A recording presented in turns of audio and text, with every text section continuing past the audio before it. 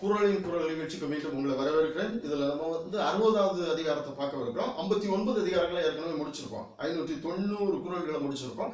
ஒவ்வொன்றுக்கும் விளக்கம் கொடுத்திருக்கோம்.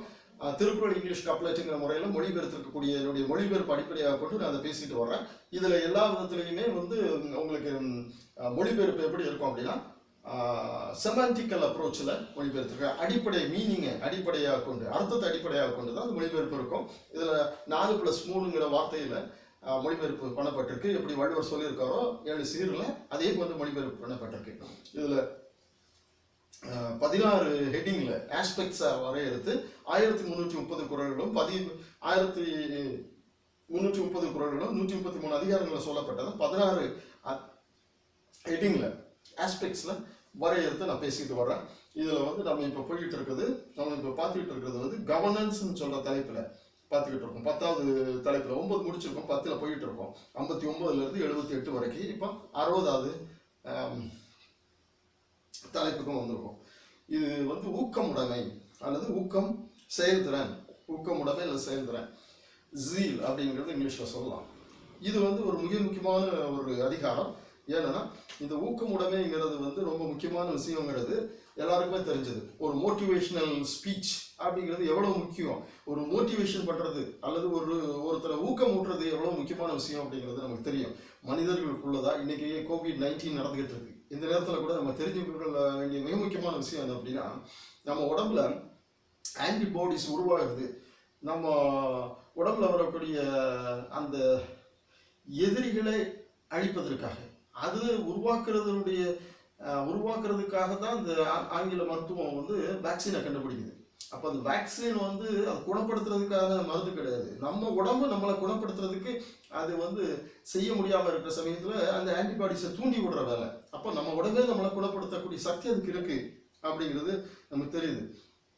இது வந்து இந்த விஷயம் ஒரு உடம்புல ஏற்படக்கூடிய ஒரு மோட்டிவேஷன், உடம்புக்குள்ள ஒரு மோட்டிவேஷன், அது மனத்துக்கு ஒரு மோட்டிவேஷன் கொடுத்தா அந்த உடம்புல ஆன்டிபாடிஸ் உருவாகிறதுக்கு கூட அது பயன்படும் அப்படின்னு சொல்றாங்க.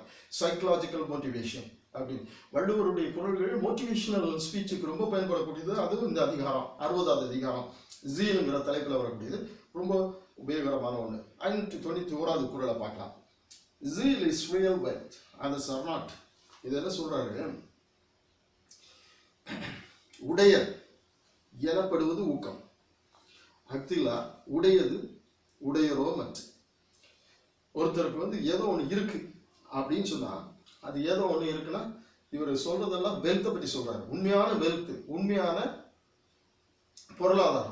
பொருளாதாரம் வெல்த் அப்படிங்கிற வார்த்தையை அவர் பயன்படுத்தும் போதெல்லாம் அவர் என்ன சொல்றாரு அப்படின்னா, இந்த வார்த்தையெல்லாம் உணவுப்படுத்தும் போது அது வெல்த்தா இருந்ததுன்னா உடையா எதை வச்சிருக்காங்க, எதையோ ஒன்று பொருளாதாரம் இருக்கு அப்படின்னு சொன்னா அந்த உடையாருங்கிற வார்த்தையே எதை குறிக்குது அப்படின்னா அவங்களுடைய ஹெல்த், அவங்களுடைய உடல்நலனையும் குறிக்குது, அவங்களுக்கு இருக்கக்கூடிய பொருளாதாரத்தையும் குறிக்குது. வெல்த்துங்கிறதுக்குள்ளே ஹெல்த் அடங்கி இருக்குது.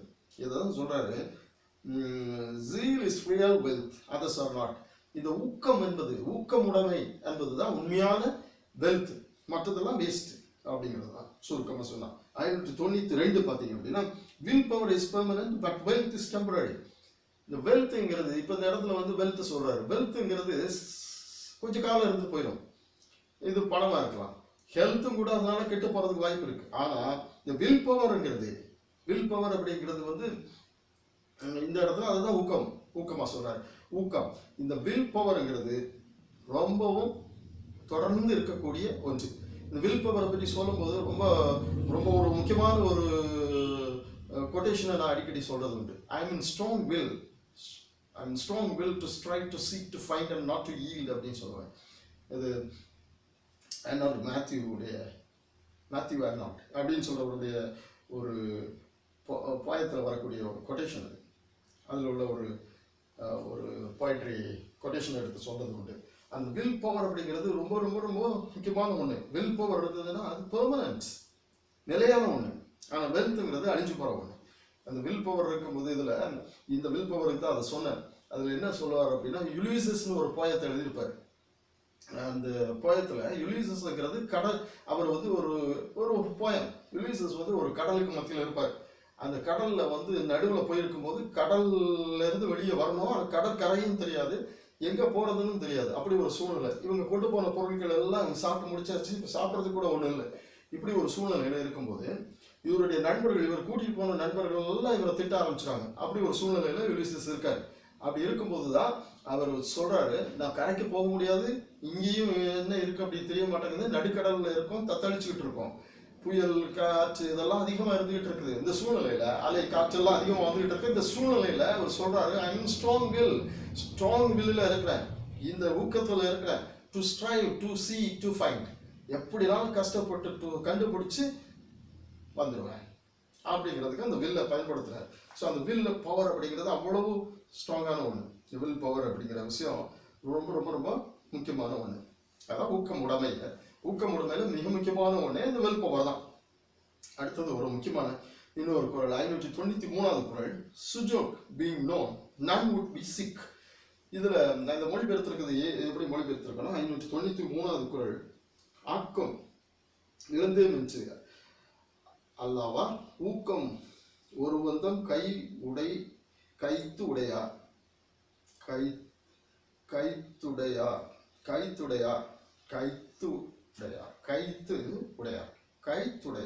அப்படின்னா சுஜோக் அப்படின்னா நம்ம மொழிபெயர்த்து, ஆக்கம் இழந்தேன் என்று அல்லாவார் ஊக்கம் ஒருவர் தம் கைத்துடையார். குறள் 593. இதுல கொரியன் மொழியில சு அப்படின்னா கை, ஜோக்னா காலுன்னு அர்த்தம். இந்த சுஜோக் அப்படிங்கிறது வந்து நம்ம அக்குபஞ்சர்னு சொல்லி ஒரு மருத்துவ முறைக்கு பிறகு வந்தது. இதுல வந்து மிக முக்கியமானது கை சம்மந்தப்பட்டது தான். ஜோக்குன்னு சொல்லி அவங்க சேர்த்து வச்சிருக்காங்க, ஆனால் கையில தான் அதிகமாக இதை பயன்படுத்துறாங்க. இது ஒரு மருத்துவ முறை. இது வந்து அங்கீகரிக்கப்பட்ட ஒரு விதமான மருத்துவம் தான்.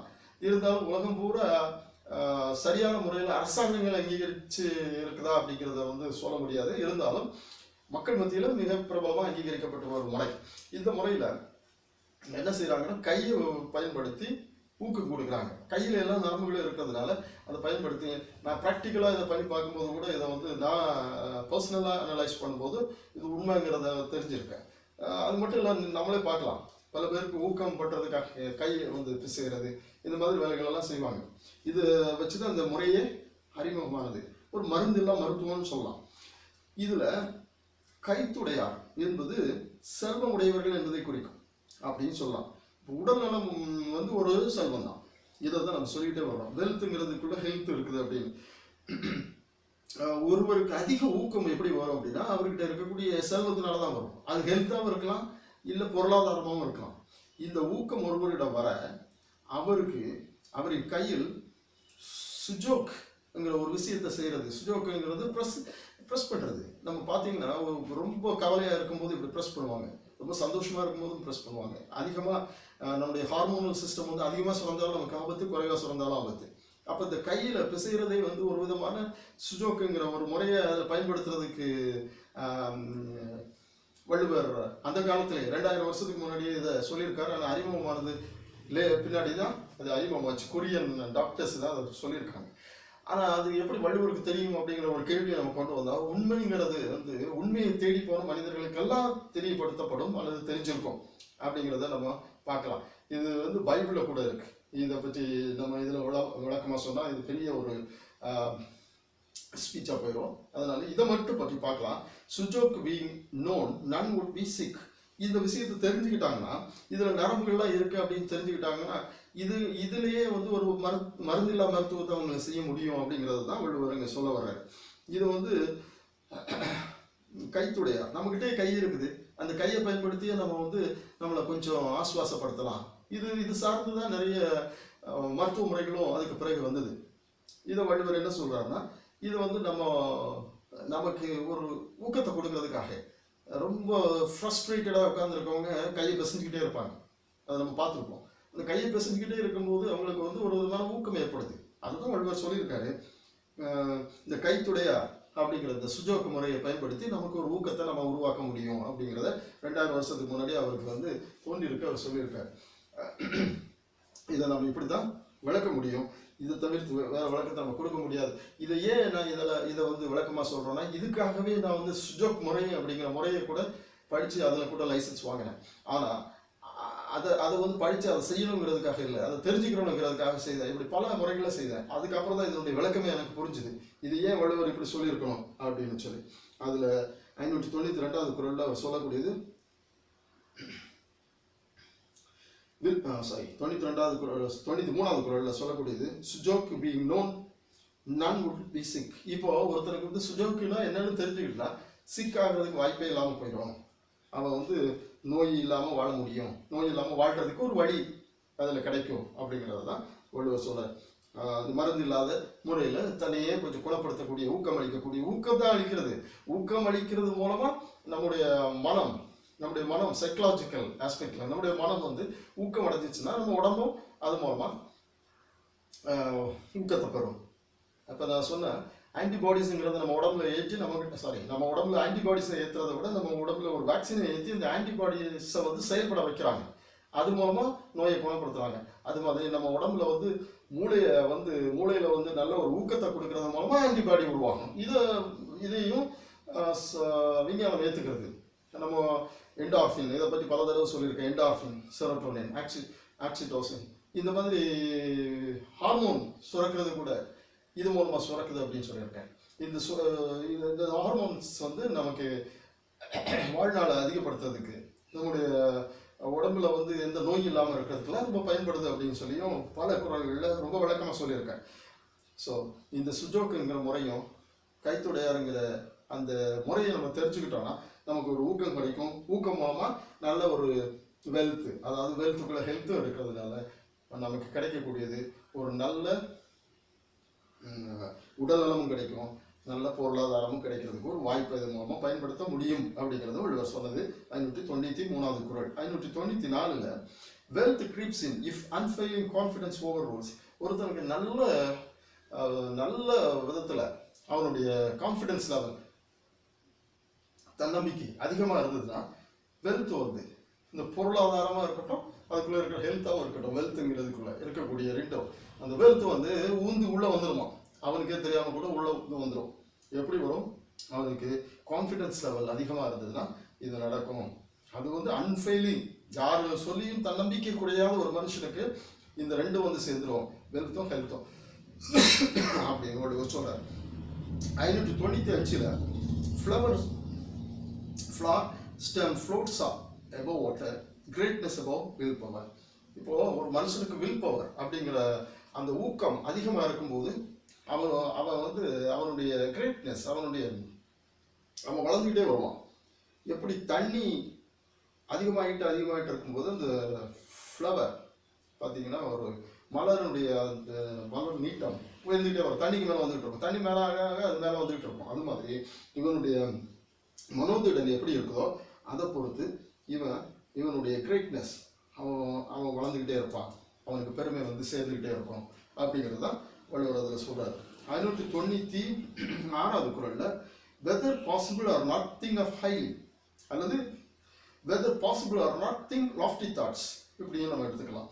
Weather possible or not think lofty thoughts. இந்த மொரிஷியஸ் தீவுக்கு போயிட்டு நான் பேசுகிறதுக்காக போயிருந்தேன். குறளையும் சைக்காலஜி லா இந்த முனையை வச்சு அவங்க லீகல் ஃப்ரெட்டர்னிட்டி அவங்களுக்கு மத்தியிலையும் இன்னொரு மீட்டிங்கில் பேசுகிறது போகும்போது இதை தான் நான் எடுத்து பயன்படுத்தினேன். இந்த குறள் இது ரொம்ப நல்ல ஒரு ஊக்கம் கொடுக்கக்கூடிய குறள். 596வது குறளே மிக ஒரு ஊக்கம் கொடுக்கக்கூடிய ஒரு குறள். உள்ளுவதெல்லாம் உயிர் உள்ளல் மற்றது தள்ளினும் தள்ளாமை நிறுத்து. உள்ளுவதெல்லாம் உயர் உள்ளல் மற்றது தள்ளினும் தள்ளாமை. உள்ளுவது எல்லாம் உயர் உள்ளல் மற்றது தள்ளினும் தள்ளாமை நிறுத்து.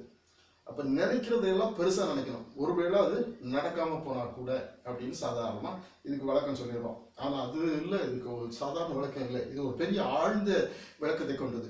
அல்லது அது எப்படி சொல்லலாம் அப்படின்னா, whether possible or not think of highly, அல்லது whether possible or not think lofty thoughts. இப்போ நான் வந்து ஒரு மருத்துவர் ஆகணும் அப்படின்னு நான் நினச்சி படிக்கும்போது பின்னாடி மருத்துவர் ஆகாட்டா கூட நான் என்ன பண்ணுவேன், வேற அதுக்கு கீழே உள்ள ஒரு ஆளாக மாறிடுவேன் அப்படின்னு சொல்லிட்டு தான் இது பொதுவாக விளக்கத்தை நம்ம தெரிஞ்சு வச்சிருக்கோம். ஆனால் இதுக்கு மேலே இதில் ஒரு விளக்கம் இருக்குது. என்ன விளக்கம் அப்படின்னா, நீ மருத்துவர் ஆகணும்னு படிக்கும்போது உனக்கு மருத்துவர் ஆகிறதுக்கான தகுதி இல்லை. அதற்கான பொருளாதாரம் இல்லை, அதுக்கான வசதிகள் எதுவுமே இல்லை, அதற்கான ஆட்கள் இல்லை, உனக்கு வந்து ரெக்கமெண்டேஷனோ உனக்கு வந்து ஒரு எதையாவது ஒரு படிப்புக்கு சேர்த்து விடுறதுக்கான ஆட்களும் இல்லை. ஆனால் அந்த நேரத்தில் நீ நினைக்கிற நான் இப்படி ஆகுவேன் அப்படின்னு நீ நினைக்கிற அப்படின்னா அந்த எதை எப்படி சொல்லலாம் அப்படின்னா, இந்த சிச்சுவேஷன் இங்கே இருக்கக்கூடிய ஒரு சூழ்நிலை உனக்கு வந்து நீ ஆக மாட்டாய் அல்லது ஆகலாம், ஆக மாட்டாய் ஆகலாம் இப்படின்னு ரெண்டு நிலைமையிலும் அது இருந்ததுன்னா, அல்லது ஆக மாட்டாய்ன்னு ஒரு நிலைமை இருந்தால் கூட நீ ஆவேன் என்று நினைத்தால் கண்டிப்பாக ஆயிடுவேன். அதை தான் சொல்றாரு. வெதர் பாசிபிள் ஆர் நாட், முடியுமோ இல்லையோ சூழ்நிலை அப்படி இருக்கு. ஆனால் திங்க் லாஃப்டி தாட்ஸ், முடியுமோ இல்லையோ சூழ்நிலை இருந்தாலும் நீ உயர்ந்த எண்ணத்தை கொள்ளு, அதனுடைய ரிசல்ட் என்னதான் மாறும் அப்படின்னா நடந்துடும். இதுதான் ஆப்ரஹாம் லிங்கனுடைய வாழ்க்கையில் நடந்துச்சு. ஆப்ரஹாம் லிங்கன் வந்து மிகப்பெரிய ஒரு ஏழ்மை நிலைமையில இருந்தார். ஒரு செருப்பு தைக்கிற தொழிலாளியுடைய மகன். இவர் அமெரிக்காவினுடைய பிரசிடென்ட் ஆகணும், அந்த வெள்ளை மாளிகையில் ஒரு நாள் உட்காருவேன் அப்படின்னு சொன்னாராம் அந்த வழியாக போகும்போது. இதை பார்த்து எல்லாரும் சிரிச்சிருக்காங்க. அவருக்கு அது வந்து விளங்கலை. பட் அவர் சொல்லியிருக்காரு, அவர் அது ஆவேன்னு சொல்லி பிடிவாதமாக இருந்திருக்காரு. ஆனால் அவரை சுற்றி உள்ளவங்களாம் அவரை ஏழ்மையாக ஏளனம் பண்ணியிருக்காங்க. அவர் ஒரு ஏழ்மையான சூழ்நிலையில் வாழ்ந்திருக்காரு. அவருக்கு எந்த விதமான ஒரு பேக்ரவுண்ட் அந்த நேரத்தில் இல்லை. அவர் அதுக்கப்புறம் வளர்ந்து வரும்போது அவர் ஒரு பெரிய தொழில் ஆரம்பிச்சிருக்காரு. தொழிலெல்லாம் தோல்வி. அவர் கவர்னர் ஒரு எலெக்ஷன்ல நின்று அதுலேயும் தோல்வி பெற்றார். அதுக்கப்புறம் அவர் பிரசிடெண்டாக மாறிட்டார். பிரசிடெண்டாக மாறி உலகம் பார்க்கக்கூடிய ஒரு பெரிய பிரசிடெண்டாக கருப்பின மக்களுக்காக போராடிய ஒரு பிரசிடெண்டாக அவர் மாறினார். அப்போ அவர் நினைச்ச அந்த காரியம் அந்த எண்ணம் அவரை உருவாக்குச்சு. அந்த எண்ணம் போது அவருடைய சூழ்நிலை எப்படி இருந்தது, அவர் உருவாகவே முடியாதுன்னு சொல்ற சூழ்நிலை இருந்தது. வெதர் பாசிபிள் ஆர் நாட், இருக்குதோ இல்லையோ பெருசா நினைச்சிரு. எப்படி பெருசா திங்க் லாஃப்டி தாட்ஸ், அது என்ன பண்ணுவோம் உருவாக்கிடுவோம். அதுக்கு ஆபிரகாமுடைய லைஃப் ஒரு உதாரணம். இதுல இதை சொல்லுவாங்க, good life is an enemy of great life அப்படின்னு சொல்லுவாங்க. Good life is an enemy of great life. இப்போ அந்த ஆப்ரஹாம் லிங்கன் ஒரு பெரிய பிசினஸ் ஒன்று ஆரம்பிச்சார், தோல்வி வந்தது. அவர் ஒருவேளை அதில் சக்சீட் ஆயிருந்தாருன்னா, வெற்றி பெற்றிருந்தாருன்னா என்ன ஆயிருக்கும், அது ஒரு குட் லைஃபாக மாறி இருக்கும். அவர் அதில் வாழ்ந்திருப்பாரு. அது மாதிரி அவர் கவர்னர் போஸ்ட்ல நின்றார். அதில் எலெக்ஷன்ல வெற்றி பெற்று அவர் ஒரு கவர்னராக மாதிரி இருந்தாருன்னா ஒரு குட் லைஃப் கிடைச்சிருக்கும். ஆனால் அதை விட பெரிய போஸ்டிங் தான், அதை விட பெரிய வேலை தான், அதோட பெரிய ஒரு எக்ஸ்பெக்டேஷன், அவர் லாஃப்டி தாட் அவர் திங்க் பண்ணது தான் அந்த பிரசிடென்ட் பதவி. அது கிடைச்சிருக்காது. அது கிரேட். அந்த கிரேட்டுக்கு இந்த ரெண்டுல எதுல வெற்றி பெற்றிருந்தாலும் இது குட் ஆயிருக்கும். But good is an enemy of great ஆயிருக்கும். அப்போ இவர் நினைச்ச லாஃப்டி தாட்ஸ் வெற்றி பெறதுக்கு இந்த தோல்வியெல்லாம் ஒரு தோல்வியாவே எடுக்கல. அந்த ஊக்கம் அந்த இடத்துல ஊக்கமா அவர் செயல்படுறாரு. அந்த லாஃப்டி தாட்ஸ்ங்கிறதே பெரிய ஊக்கத்தை தரக்கூடிய ஒண்ணு அப்படிங்கிறதுக்கு தான் இந்த விளக்கம். அடுத்தது 597வது குறள் பாருங்க. firm standing after loss resembles attacked elephant. ஒரு யானை, பெரிய யானையை எவ்வளவுதான் அட்டாக் பண்ணி அடிச்சாலும் அது அப்படியே நின்றுட்டு தான் இருக்கும். ஈவன் அதை சில மயக்க ஊசி கொடுத்து வச்சா கூட கொஞ்ச நேரம் நின்றுகிட்டு இருக்கும். அவ்வளவு பெரிய யானை எவ்வளவு அட்டாக் கொடுத்தாலும் நிற்குது அப்படிங்கிறத பார்த்து வள்ளுவர் சொல்றாரு, மிகப்பெரிய இழப்பு ஏற்பட்டாலும் ஒரு அந்த இழப்பையே தாங்கிக்கிட்டு நிற்கிறான் பாருங்க, அவன் எப்படி ஏற்பட்டவனா இந்த யானைக்கு சமமானவன் அப்படிங்கிறாரு. இங்கேயும் ஊக்கத்தை பற்றி தான் வள்ளுவர் பேசுறாரு. இந்த ஊக்கம் உடைமைங்கிற இந்த அதிகாரத்துல மிக மிக அதிகமா ஊக்கத்தை பற்றி பேசுறாரு. இந்த ஊக்கம்ங்கிறது நம்முடைய பொருளாதாரம், நம்முடைய பணம் சார்ந்த, நம்முடைய மனம் சார்ந்த ரெண்டையுமே கொடுக்கக்கூடியதுங்கிறது தான் வள்ளுவருடைய கருத்து. 598வது குறள். இதுவும் ஒரு முக்கியமான குறள். இதுல வந்து செருக்குங்கிற ஒரு வார்த்தையை பயன்படுத்துறாரு வள்ளுவர். 598வது குறள்ல வள்ளுவர் பயன்படுத்துறது செருக்குங்கிறது பாருங்க. உள்ளம் இல்லாதவர் எய்தார் உலகத்து வள்ளியம் என்னும் செருக்கு அப்படின்றாரு. இதுக்கும் நீங்க சொற்குவைன்னு சொல்லிட்டு ஒரு கவர்மெண்ட்டுடைய வெப்சைட் இருக்கு. இதுல இந்த வார்த்தைகள் ஏறக்குறைய ஒரு 15 வார்த்தைகள், திருக்குறளுடைய வார்த்தைகளுக்கு 15 வார்த்தைகளுக்கு நான் விளக்கம் கொடுத்துருக்கேன். என்னுடைய வெப்சைட்ல போனாலும், வெப் பேஜஸ்ல போனாலும் அதுக்கான லிங்க் கொடுத்துருக்கேன். இல்லாட்டா நீங்கள் சொற்குவை.com எடுத்து கவர்மெண்டுடைய வெப்சைட், தமிழ்நாடு அரசாங்கத்தினுடைய வெப்சைட்டு அகர முதலி வச்சுருக்காங்க அந்த வெப்சைட்டு. அதில் என்னுடைய கட்டுரை வந்திருக்கு. அதில் எடுத்து பார்த்தீங்கன்னாலும் இதுக்கான விளக்கங்கள்லாம் அதை கொடுத்துருக்கேன். இந்த உள்ளம் இல்லாதவர் எய்தார் உலகத்து வள்ளியம் என்னும் செருக்கு குறள் 598. இந்த வேவரிங் மைண்ட் மேக்ஸ் நன் அக்ளைம்டு இன்டர்நேஷனல் ஆர்பிட்ரேட்டர்னு மொழிபெயர்த்திருக்கிறேன். இதுக்கு கொஞ்சம் வழக்கம் தெரியறதுக்காக இன்டர்நேஷனல் ஆர்பிட்ரேட்டர்னா யார் அப்படின்னா ஒரு பிரைவேட் ஜட்ஜ் அப்படின்னு சொல்லலாம். இது வந்து உலகம் பூரா இருந்தது. 2000 வருஷத்துக்கு முன்னாடியே வள்ளுவர் இதை பயன்படுத்தியிருக்காரு. பைபிள்லையும் இது இருக்கு, பல முறை இது வருது. ஆர்பிட்ரேட்டருங்கிற வார்த்தை வள்ளுவர் வந்து தமிழில் அதை பயன்படுத்தியிருக்கிறாரு. தமிழில் வள்ளியம்ங்கிற வார்த்தை தான் ஆங்கிலத்தில் ஆர்பிட்ரேட்டர்னு மொழிபெயர்க்கப்பட்டிருக்கு. இந்த வள்ளியம்ங்கிற வார்த்தை வந்து பார்க்குறதுக்கு நமக்கு வந்து சாதாரணமாக ஒரு அப்ட்ராக்டாக தெரியும். ஆனால் அது அப்ட்ராக்ட் இல்லை, அது வந்து அப்ட்ராக்ட் நவுன்னு சொல்லுவாங்க. இப்போ நம்ம லவ் அப்படிங்கிறது ஒரு அப்ட்ராக்ட் நவுன். வள்ளியம்ங்கிறது பார்க்குறதுக்கு கேட்குறதுக்கு அப்படி தெரியுது, ஆனால் அது வந்து ஆக்சுவலாக அது பொருள் பேர் தான். மிளகு, மரக்கலம், மெழுகு, ஊதுகுழல் இந்த மாதிரி பொருட்களை எல்லாம் குறிக்கிறதுக்கு வள்ளியம் என்கிற வார்த்தையை பயன்படுத்தியிருக்கிறாங்க. ஆனால் அது எந்த அர்த்தமும் இதுக்கு வராது. அப்படியானால் இதனுடைய பொருள் என்ன என்பதை சட்டம் சார்ந்து பார்க்கலாம், அப்படிதான் பார்க்க முடியும். இதை வந்து என்னுடைய முன்னுரையிலேயே நான் உங்களுக்கு சொல்லியிருக்கேன். தனி ஒரு வீடியோவாகவும் இதை நான் போட்டிருக்கேன். இப்போ திருக்குறள் போன்று ஒரு திருக்குறள் வந்து ஒரு பல்கலைக்கழகம்னு சொல்லலாம். அங்கே சட்டப்படிப்பு இருக்கு, அங்கே எல்லா விதமான படிப்புகளும் இதுக்குள்ள வருது. மருத்துவம் சார்ந்து, பாராமெடிக்கல் சார்ந்து, மனம் சார்ந்து பல விதமான படிப்புகளை கூட வள்ளுவர் சொல்லிட்டு வர்றார். இதனால தான் இதை சார்ந்த ஒரு தனி விஷயத்தை உருவாக்கி சொல்லணுங்கிறதுக்காகவே நான் வந்து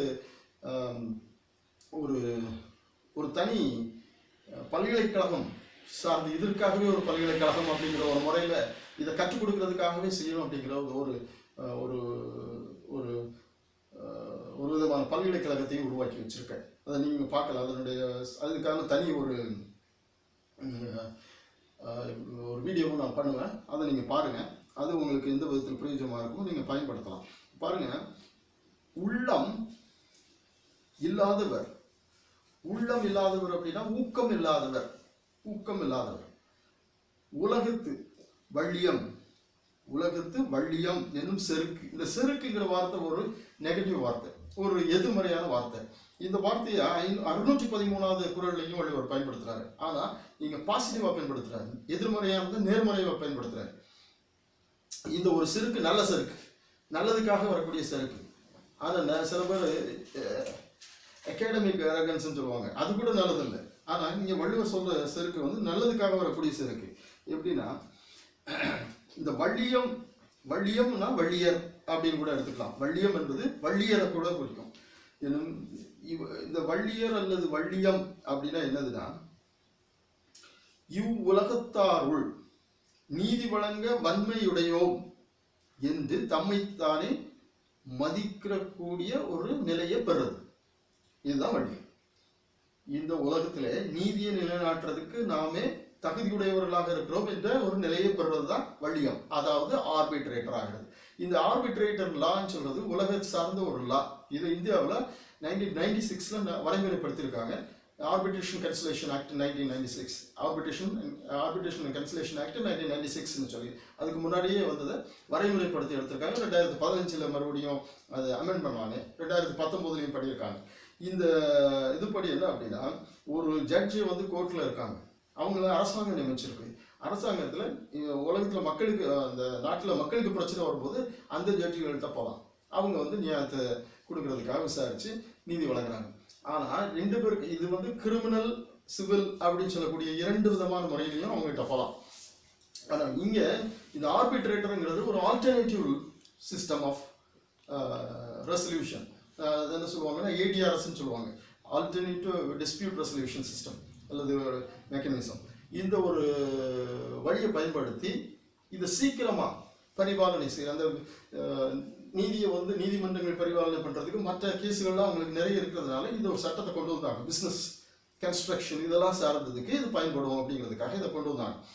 இதை வந்து கிரிமினல் குற்றவியல் வழக்குகளில் இதை பயன்படுத்த முடியாது, மற்றதுக்காக இதை பயன்படுத்திக்கலாம் அப்படிங்கிறதுக்காக கொண்டு வந்தாங்க. இதில் வந்து 2 பேருக்கு இடையில பிரச்சனை இருந்ததுன்னா அந்த 2 பேரும் சேர்ந்து வேற ஒரு தனி மனுஷனா, அவங்களுக்கு தெரிஞ்சவங்களே தெரியாதவங்களே, இப்போ தெரியாதவங்களை எடுக்கணும்னு சொல்லியிருக்காங்க.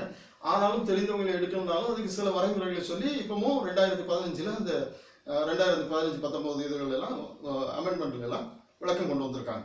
அப்போ 2 பேரும் சேர்ந்து தனக்கு இன்னொரு நபரை, சாதாரண ஒரு நபரை தனக்கு ஒரு ஆர்பிட்ரேட்டராக, வன்மையுடையவராக, வழக்குக்கு முடிவு சொல்லக்கூடிய ஒரு வன்மையுடையவராக அப்பாயின் பண்ணா, அவர் ஒரு ஜட்ஜ்மெண்ட்டை கொடுக்கலாம். அதுதான் பேர் அவார்டுன்னு சொல்லுவாங்க.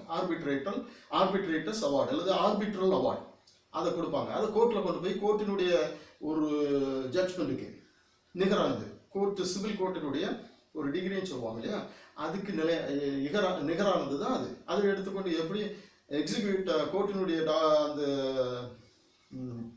தீர்ப்பை எக்ஸிக்யூட் பண்ணலாமோ அது மாதிரி இதையும் எக்ஸிக்யூட் பண்ணலாம். இன்னும் சொல்ல போனால் அந்த கோர்ட்டினுடைய தீர்ப்பை விட இதுக்கு சட்டம் அங்கீகாரம் அதிகமாக கொடுத்துருக்கு. அதை இந்தியாவினுடைய சுப்ரீம் கோர்ட்டும் அங்கீகரிச்சிருக்கு. சொல்ல போனால் 3 மாதம் ப்ளஸ் 30 டேஸுக்கு மேலே அதை அப்பீல் கூட பண்ண முடியாது. ஆர்பிட்ரேட்டர் கொடுக்குறத அந்த அவார்டுங்கிறத அப்பீல் கூட பண்ண முடியாதுன்னு சொல்லியிருக்காங்க. அது ஒரு முழு தன்மை பெற்றது, முழு நிறைவு பெற்றதுங்கிறாங்க. அவ்வளோ ஒரு முக்கியமானது. அப்போது அப்படி ஒரு ஆர்பிட்ரேட்டர் மோஸ்ட்லி பொதுவாக உலகம் பூரா போய் இந்த வேலையை செய்யலாம். அவங்களுக்கு தெரிஞ்சவங்க அவங்களை அப்பாயின்ட் பண்ணலாம், தெரியாதவங்களும் அப்பாயின்ட் பண்ணலாம். தெரிஞ்சவங்க அப்பாயின்ட் பண்ணால் அதுக்கு ஒரு வழிமுறையை இப்போ இந்தியன் ஆர்பிட்ரேஷன் கன்சிலேஷன் ஆக்ட் 1996 2015-19 வந்த அமெண்ட்மெண்ட்ஸ் கொஞ்சம் விளக்கங்களை கொடுக்குது. அதுக்கு முன்னாடி யார் வேணாலும் அப்பாயின்ட் பண்ணலான்றது அவங்களுக்கு ஒரு வரைமுறை கூட கிடையாது, குவாலிஃபிகேஷன் கூட கிடையாது. இப்போ குவாலிஃபிகேஷன் கொஞ்சம் கொடுத்துருக்காங்க. அது பெரிய அளவில் இல்லை, படித்தவங்களா இருக்கணுங்கிறதுக்காக. ஏன்னா அந்த படித்தவங்களா இருக்கணும் போது அவங்களுக்கு ஒரு கல்வி தகுதி இருக்கும் போது அவங்க கொஞ்சம் இதெல்லாம் புரிஞ்சுக்கிட்டு செய்ய முடியுங்கிறதுக்காக அதை மாற்றிருக்காங்க. அப்போது இங்கே என்ன சொல்கிறாரு வள்ளுவர், அப்படிப்பட்டவங்க எப்படி இருக்கணும் அப்படின்னா வேக்சினேஷன் இருக்கக்கூடாது. அவங்க மைண்டு வேவர் ஆகக்கூடாது. அவங்க மைண்டில் ஒரு ஆட்டம் இருக்கக்கூடாது. இதுவான்லாம் இருக்கக்கூடாது. ரெண்டாவது, அவங்களுக்கு நிரந்தரமான ஒரு துணிவான எண்ணம் இருக்கணும். அப்படிப்பட்டவங்க தான். அதுக்கு தான் இதை வள்ளியர்ன்னு சொல்கிறது. இந்த வள்ளியம் அல்லது வள்ளியர் அப்படிங்கிற ஒரு நிலைமைனா, இவ்வுலகத்தாருள் நீதி வழங்க வன்மையுடையோம் என்று தம்மைத்தாம் மதித்தலை பெற்றவர்கள். அவங்க எப்படிப்பட்டவங்க ஆயிடுவாங்க அப்படின்னா, வன்மையுடையோம் என்பது அந்த நிலைமைக்கு வந்துட்டாங்கன்னா அவங்கள தான் நம்ம என்ன சொல்கிறோம், வள்ளியர்ங்கிறோம் அல்லது வள்ளியம்ங்கிறோம். அந்த வன்மை உடையோம் நிலைமைக்கு வரவங்க தான் ஆர்பிட்ரேட்டர்னு சொல்கிறோம். இந்த ஆர்பிட்ரேட்டராக மாறுறவங்க எப்படி மாறுவாங்கன்னா, இவங்க உலகம் பூரா போகிறதுக்கு ஜட்ஜுகள் அந்த நாட்டில் அந்த அரசாங்கம் அவங்களை நியமிச்சிருக்கு. இந்த ஆர்பிட்ரேட்டருங்கிறவங்க இன்டர்நேஷ்னலி உலகம் பூரா போகலாம். அதுதான் இதில் சொல்கிறாரு, உலகத்து இன்டர்நேஷ்னல். ஏன்னா திருக்குறள் ஒரு ஒரு ஜாதிக்கோ மதத்திற்கோ உட்பட்டதில்லை. தமிழுங்கிற வார்த்தையை கூட வள்ளுவர் இதில் பயன்படுத்தலை. அது ஒரு மதத்துக்கோ ஒரு நாட்டுக்கோ உட்பட்டதில்லை, உலகத்துக்கே உட்பட்டதுங்கிறத இதில் வள்ளுவர் அழகாக எடுத்து இயம்புறாரு. இந்த ஒரே ஒரு வார்த்தை மூலமாக உலகத்து வள்ளியம் என்னும் செருக்கு. அந்த வள்ளியம் என்னும் செருக்கு இதைத்தான் செருக்குன்றாரு. இந்த செருக்கு 613வது குறள்லையும் அவர் சொல்றாரு. இந்த ஒரு விதமான செருக்கு அது ஒரு பெருமை. அதாவது மற்றவங்களுக்கு நீதி வழங்கக்கூடிய தன்மையில நம்ம வந்துட்டோம் அப்படின்னு நிலைமையில அவங்க அதை செய்ய ஆரம்பிச்சாங்கன்னா அது அவங்களுக்கு ஒரு செருக்கு, நல்ல செருக்கு. அது மூலமா அவங்க நீதியை கொடுக்க முடியும். அப்போ வேவரிங் மைண்ட் மேக்ஸ், இதுல பாசிட்டிவா உள்ளதை நெகட்டிவ் அவங்க சொல்லி புரிய வைக்கிறாரு. எப்படின்னா, ஒருத்தருக்கு இந்த அலைக்கழிக்கக்கூடிய மனம் இருந்தால் அவர்கள் ஒரு காலமும் இன்டர்நேஷ்னலி அக்ளைம்டு ஆர்பிட்ரேட்டரா, அதாவது உலகமே போற்றும் ஒரு நீதி பரிபாலனை செய்யக்கூடிய வன்மையுடையும் என்ற ஒரு நிலைமைக்கு அவங்க வர முடியாது. அல்லது வள்ளியரா மாற முடியாது, அல்லது வள்ளியமா மாற முடியாது அப்படிங்கிறத சொல்றாரு. ஆர்பிட்ரேட்டர்ங்கிற வார்த்தைக்கு வள்ளியம் என்பது தமிழ் வார்த்தையா வள்ளுவர் 2000 வருஷத்துக்கு முன்னாடியே பயன்படுத்தியிருக்காரு. பைபிள்லையும் இந்த ஆர்பிட்ரேட்டரை பற்றி சொல்லியிருக்காங்க. நான் வள்ளுவர் வள்ளியம்ங்கிற வார்த்தையை பயன்படுத்தி இதை வளர்க்கிறார். இதை நம்ம இதில் பார்க்கலாம். அடுத்தது 599வது குறள் சொல்லுது, even big elephants fear tigers ferocious attack. ஒரு புலி ஃபெரோஷியஸா ரொம்ப ஊக்கத்தோட அட்டாக் பண்ணும்போது யானையே பயப்படுதான். அப்போ ஃபெரோஷியஸ் அட்டாக்குங்கிறது ஊக்கத்தை காட்டுது. ஊக்கமுடையவங்களை எவ்வளோ அவங்கள விட பெரிய ஆட்களை கூட அவங்க எதிர்த்து நிற்க முடியும். ஊக்கமுடையவர்களுக்கு அந்த ஒரு தன்மை இருக்கு. ஜீலுங்கிறது அவ்வளோ பெரிய விஷயம் அப்படிங்கிறத சொல்றாரு. 560வது குறள்ல, lacking will power makes men only living trees. ஒரு மரம், வாழக்கூடிய மரம் எப்படி இருக்கும், மரம் அசையாம அப்படியே நின்றுட்டு இருக்கும். அப்படிப்பட்டவங்க தான் இந்த வில் பவர் இருக்கக்கூடிய ஊக்கம் உடம்பு இல்லாத மனிதர்கள் மரத்திற்கு ஒப்பானவர்கள் அப்படிங்கிறாரு.